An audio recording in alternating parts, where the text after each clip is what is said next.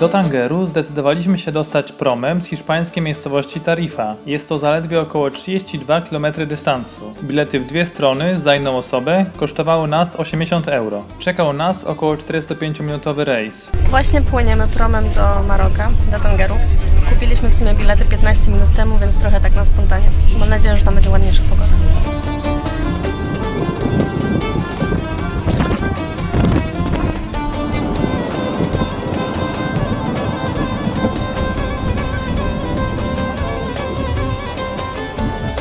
Dotarliśmy do Maroka, do Tangeru. Na razie spotykamy wielu naganiaczy.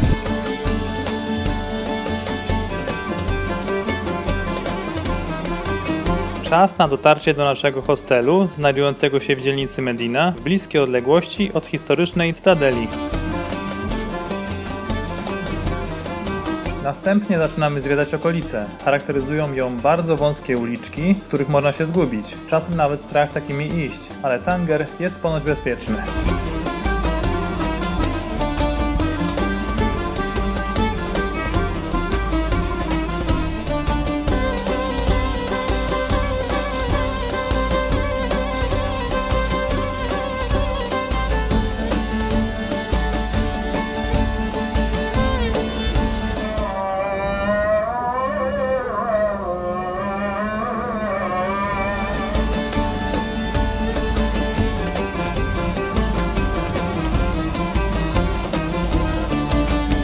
Ponieważ do 1956 roku Maroko było kolonią francuską, język ten używany jest również w turystyce. Dzięki temu możemy bez problemu odczytać nazwy ulic.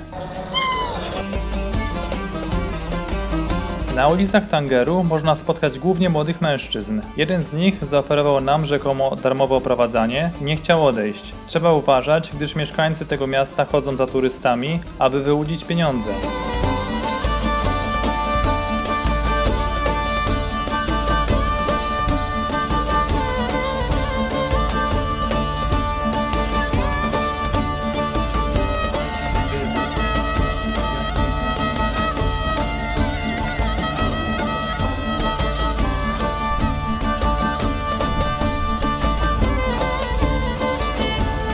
Udało nam się pozbyć nachalnego Tangerczyka. Opuszczamy dzielnicę Kasba, by udać się w rejony mniej klaustrofobiczne, bez ciasnych uliczek.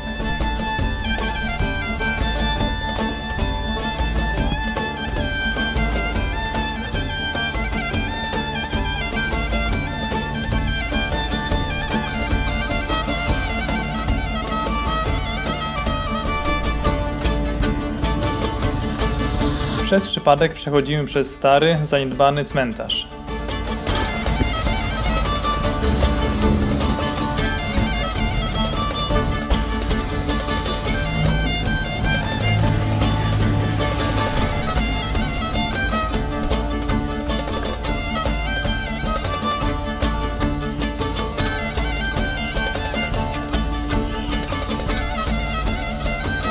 Zaczęło się ściemniać, więc był to idealny moment na powrót do hostelu. Po drodze minęliśmy jeszcze wiele stoisk handlowych. Ceny w Tangerze są całkiem przyzwoite, jednak należy się targować. Na przykład damską torebkę kupiliśmy za 40% ceny początkowej. Następnego dnia o 5 rano obudziło nas nawoływanie do modlitwy z pobliskiego meczetu.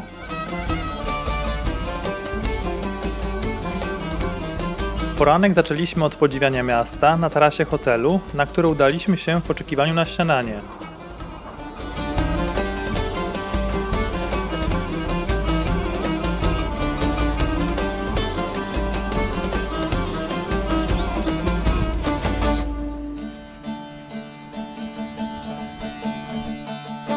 Przygotowano nam naleśnik, bułkę, masło, dżem i bardzo słodką herbatę.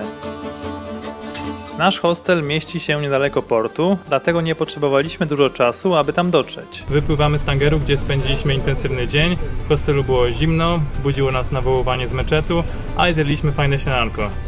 Płyniemy teraz do Tarify, skąd udamy się do Cadixu.